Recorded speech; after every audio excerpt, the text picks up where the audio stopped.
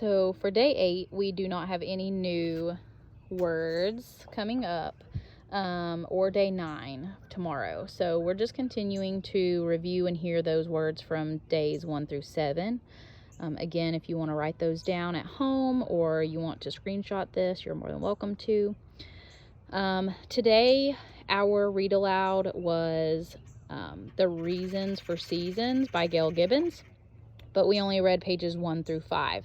So the reason behind that is we also reread Sunshine Makes the Seasons, and between those two books, I believe their task is asking them to think about which story taught them the reasons we have seasons the best.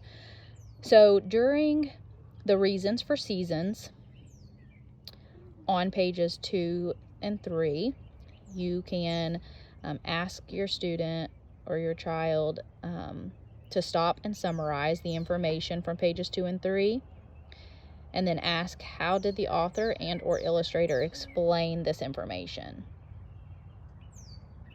Pages 4 and 5, it says, let's stop and summarize the information that was shared in this section of the pages, and how did the author illustrator explain this information? Okay, so the next thing that we did was reread Sunshine Makes the Seasons, and again, no new vocabulary words, but some of the questions to ask your child while reading or after. Go back to these pages, and pages 4 and 5, stop and summarize the information. How did the author explain this? Pages 6 and 7, let's stop and summarize the information. How did the author illustrator explain this information? Same for pages 8 through 11, 19 through 21.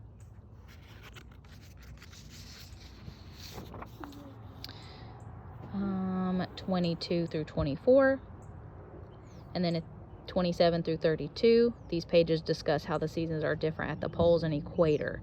That information wasn't as necessary for the concepts, but still useful to read and understand. So another task that you can do with your child together, so this would have been something collaboratively we would have done as a whole class. Create a T-chart to support students in comparing two texts. Discuss two questions at the top and fill in the chart below with evidence from each text. So what a T-chart looks like is all you have to do is literally make a T. So you would just draw here and here, and it's when you list something here and here and you're comparing them down here. So that's what they've done. They created their T-chart. They put the Reasons for Seasons on the left, Sunshine Makes the Seasons on the right, and then you're going to be discussing the two questions up at the top.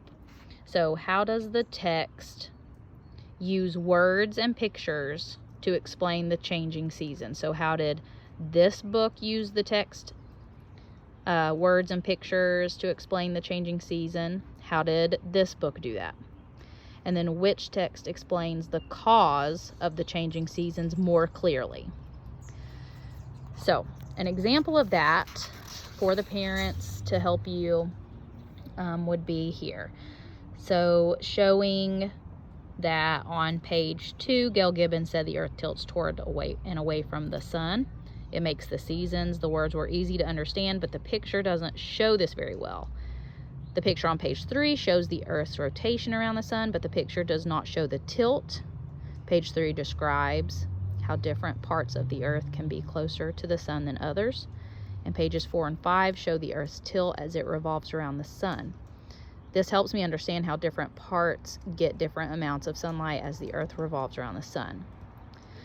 Then for Sunshine Makes the Seasons, page 4 and 5, the illustrations show what would happen if there was sunshine. It helps us as readers understand that the sun is what warms the earth. Page 6, the amount of sunshine makes a difference, is clear and helps me understand that sunshine is what causes the changing seasons. The title of the book, Sunshine Makes the Season, also helps me think about the amount of sunshine and warmth is the difference between the two seasons. On page 8, it shows the sun and earth revolving around it. There are pictures of the 4 seasons too. These illustrations help show how the weather changes as the earth revolves around the sun. So that just gives you some ideas of what the T-chart you're creating together, what kind of information. It doesn't have to be that detailed and that descriptive, just something that you all create together. So I want it to be very first grade friendly, and just to see that that's being worked on. Then they can use that information to complete task number 8 today. So task number 8 is asking them to consider their librarian needing their help deciding which book to display on her shelf. After reading both texts, The Reasons for the Seasons by Gail Gibbons and Sunshine Makes the Seasons by Franklin Branley, write an opinion piece. That's what we've been practicing in writing anyway. Write an opinion piece that explains which author you think most clearly explains the causes of the changing of seasons. In your writing, describe how the text uses words and pictures to explain certain ideas. So they need to make sure that they do include their own opinion, at least one reason supporting their opinion, one comparison between the two books, vocabulary from the text. So that's going to be where those vocabulary words, days 1 through 7, come into play, and a sense of closure. I will show you an example of what that might look like, I believe, if it's on here. Okay, so on their page in their packet, this is something that they might hear or that would sound somewhat similar to what we would expect in this response.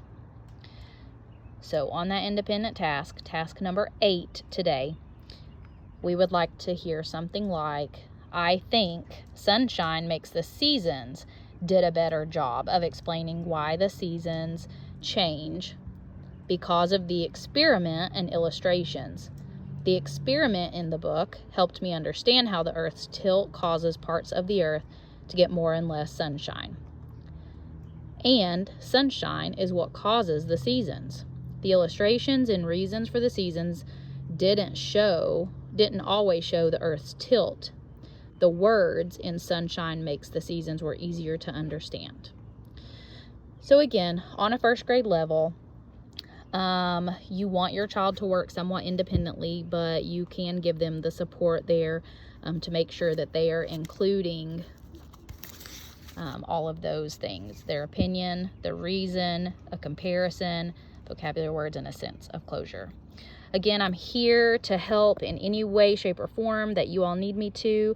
Just reach out and continue sending me pictures and videos of your children working on these activities. I love seeing their smiling faces.